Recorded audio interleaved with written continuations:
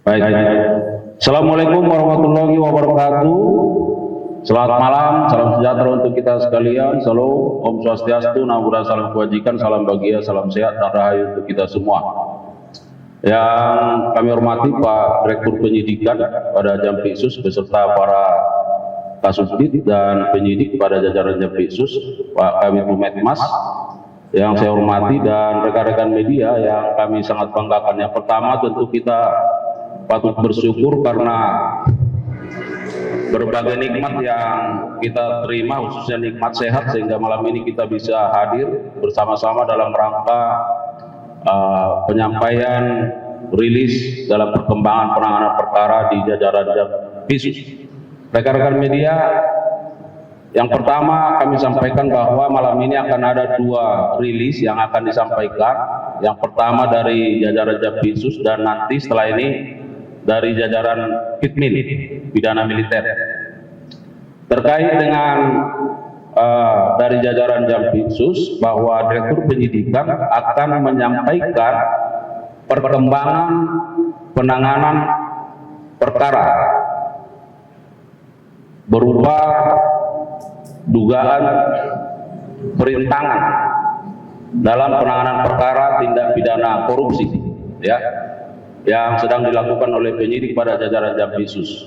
Rekan-rekan media, perlu kami sampaikan bahwa dalam perkara ini setidaknya ada 14 orang saksi yang sudah diperiksa, dan hari ini dilakukan pemeriksaan terhadap 5 orang saksi. Dan bagaimana status terhadap dari 5 orang saksi ini, tentu nanti Direktur Penyidikan akan menyampaikan bagaimana perkembangannya. Oleh karenanya, saya kira karena mengingat waktu, kami persilakan saja Pak Direktur Penyidikan untuk menyampaikan perkembangan terkait dengan perkara ini. Kami persilakan.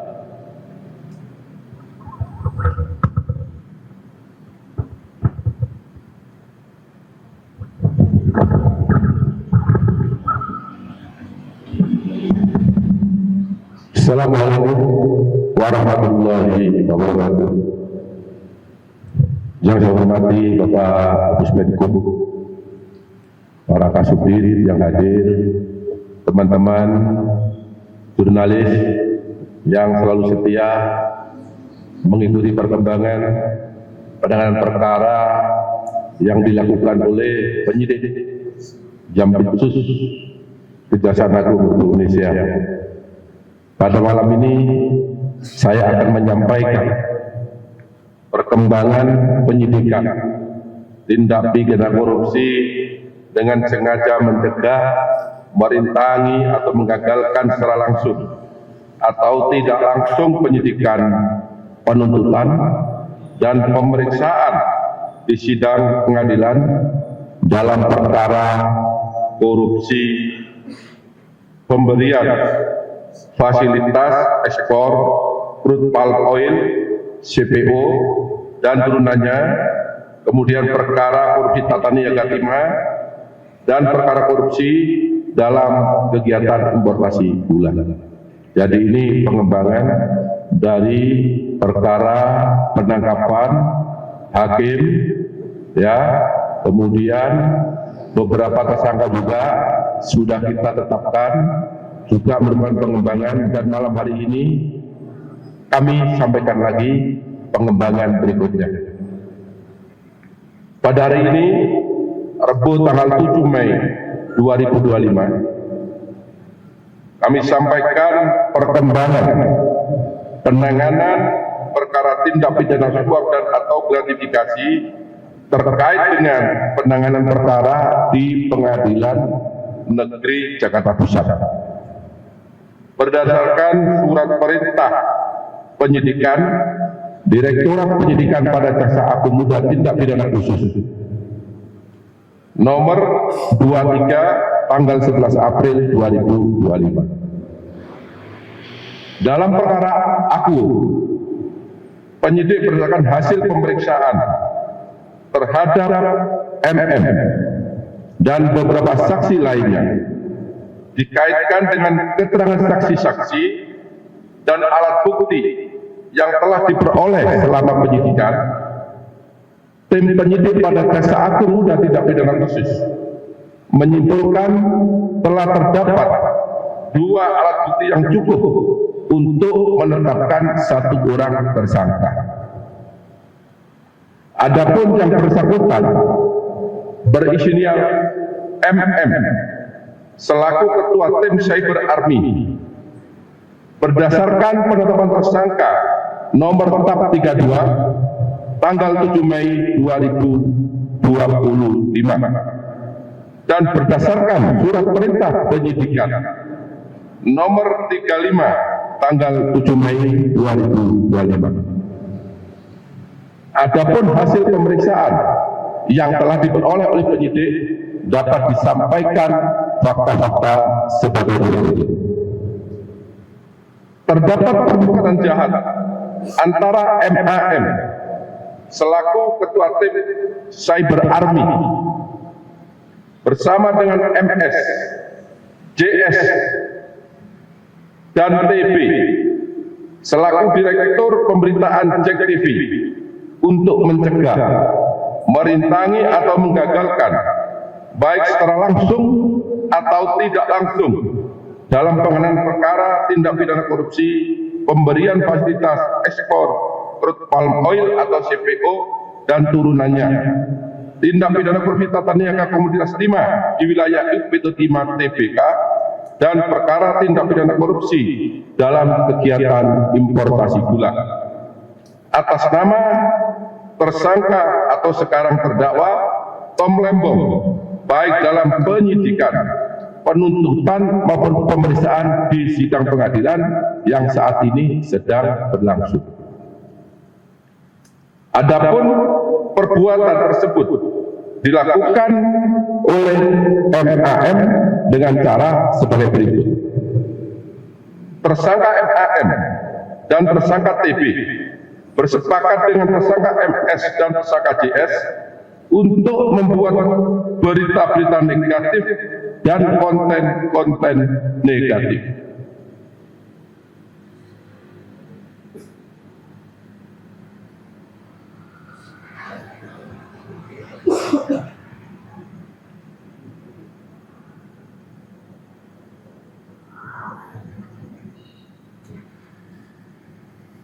Yang menyebutkan Kejaksaan Agung dalam penanganan perkara Akwo di tingkat penyidikan, penuntutan, dan di persidangan selanjutnya dipublikasikan oleh tersangka MAM dan tersangka TB melalui media sosial TikTok, Instagram, dan Twitter. Tersangka JS membuat narasi-narasi dan opini-opini positif bagi tim pengacara MS dan JS, dan sebaliknya membuat narasi negatif bagi penyidik maupun penuntut umum pada jam khusus Kejaksaan Agung, yang antara lain menyatakan bahwa metodologi penghitungan kerugian keuangan negara dalam perkara Akwo yang dilakukan Kejaksaan Agung adalah tidak benar dan menyesatkan. Kemudian tersangka TB memuat narasi negatif tersebut dalam berita di sejumlah media sosial dan media online. Tersangka TB memproduksi acara TV show melalui dialog, talk show, dan diskusi panel di beberapa kampus yang diliput oleh JEK TV yang isinya menyebutkan kinerja penyidikan maupun penuntutan yang dilakukan oleh Direktorat Penyidikan pada Jaksa Agung Muda Tindak Pidana Khusus. Tersangka MAM atas permintaan tersangka MS bersepakat untuk membuat tim Cyber Army dan membagi tim tersebut menjadi 5, yaitu tim Mustafa 1, tim Mustafa 2, tim Mustafa 3, tim Mustafa 4, dan tim Mustafa 5 yang berjumlah sekitar 150 orang buzzer. Kemudian merekrut, menggerakkan, dan membayar buzzer-buzzer tersebut dengan bayaran sekitar 1,5 juta rupiah per buzzer untuk merespon dan memberikan komentar negatif terhadap berita-berita negatif dan konten negatif yang dibuat oleh tersangka TB tentang penanganan perkara aku, baik ketika di penyidikan, penuntutan maupun pada saat pemeriksaan di persidangan yang saat ini sedang berlangsung. Membuat video dan konten negatif yang diposting atau dipublikasikan melalui platform media sosial, baik TikTok, Instagram maupun Twitter, berdasarkan materi yang diberikan oleh tersangka MS dan tersangka JS yang berisikan narasi-narasi mendeskripsikan penanganan perkara aku yang dilakukan oleh Jampitsus Kejaksaan Agung, pimpinan Kejaksaan Agung dalam penyidikan, penuntutan, dan pemeriksaan di persidangan. Selanjutnya, membuat video, konten, dan komentar tim pengacara MS dan JS yang berisikan bahwa metodologi penghitungan kerugian keuangan negara dalam perkara aku oleh ahli yang dihadirkan oleh penyidik penuntut umum adalah tidak benar, menyesatkan, dan telah merugikan hak para tersangka atau terdakwa yang diposting atau dipublikasikan melalui platform media sosial baik TikTok, Instagram maupun Twitter. Bahwa selain daripada itu, tersangka MAN juga merusak, menghilangkan barang bukti berupa handphone yang berisi percakapan-percakapan dengan tersangka MS dan tersangka JS terkait isi video konten negatif baik berupa TikTok, Instagram maupun Twitter, termasuk mereka juga mengerahkan 150 orang buzzer untuk membenarkan isi video komentar negatif yang ditujukan kepada penyidikan, penuntutan perkara aku yang dilakukan Kejaksaan Agung Republik Indonesia baik berupa TikTok, Instagram maupun Twitter yang dibuat oleh MAM maupun TB yang bertujuan untuk mencegah, merintangi atau menggagalkan baik secara langsung maupun secara tidak langsung dalam penanganan perkara tindak pidana korupsi minyak goreng, tata niaga komoditas timah maupun tindak pidana korupsi importasi gula baik di tingkat penyidikan, tingkat penuntutan maupun di tingkat persidangan. Bahwa terhadap perbuatan MM yang bertujuan merintangi dan atau menggagalkan secara langsung atau tidak langsung penanganan perkara tindak pidana korupsi yang dilakukan oleh jajaran Jaksa Agung Muda Tindak Pidana Khusus Kejaksaan Republik Indonesia, tersangka MM memperoleh uang sebesar 697.500.000 rupiah dari tersangka MS melalui Indah Kusumawati, yaitu staf di bagian keuangan kantor hukum AALF, dan yang diberikan oleh MS melalui Rizky, yaitu kurir di kantor hukum AALF sebanyak 167 juta rupiah, sehingga jumlah total uang yang diterima oleh MAM